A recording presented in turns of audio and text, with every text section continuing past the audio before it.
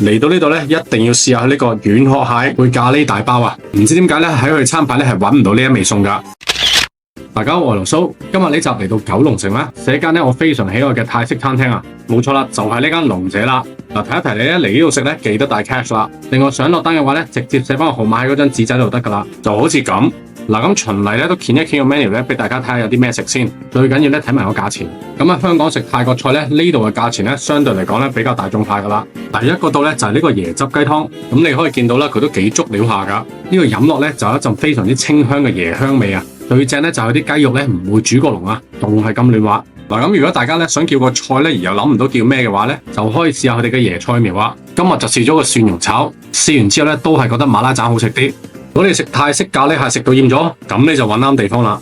嚟到呢度咧，一定要試下呢個軟殼蟹配咖喱大包啊！攞嚿蟹，攞塊包，跟住再淋啲熱辣辣嘅咖喱汁上面，真係隔住個芒都覺得好味啊！佢嘅包咧係做到外脆內軟噶，再加埋佢啲咖喱汁咧，真係一流啊！個軟殼蟹都正到痹啊！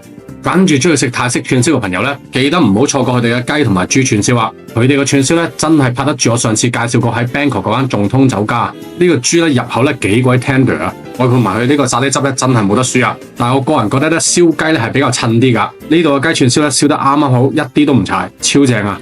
咁啊茄汁咧話要食雞飯，我都忍唔住咧抽啲水。佢呢度啲雞咧浸得都幾滑下，個油飯都 OK， 但係我就唔會特登嚟呢度食呢個飯啦。我個人咧就中意呢個香葉辣椒肉碎炒飯多啲啦，因為呢個又香又辣，超級惹味。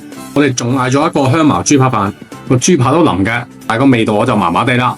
跟住再試咗呢個肉碎生菜包啊，咁呢個咧嘅味道咧我就覺得都 OK 嘅，同其他泰式餐廳嗰啲咧都係差唔多。但係唔知點解我每次嚟咧都會嗌佢嘅。嗱，另外如果你想食啲脆口嘢咧，呢一個蝦春卷咧一定要試下佢啦。佢個皮咧真係超級無敵脆啊！咁佢個皮嘅口感咧就同平時我哋飲茶嗰啲春卷咧有啲唔同噶。嗱，最後呢碟炸皮蛋咧就係少得人嚟親咧都必叫噶。唔知點解咧喺佢餐牌咧係揾唔到呢一味餸噶，但係咁樣咧係阻止唔到我對呢味餸嘅愛噶，真係超好味啊！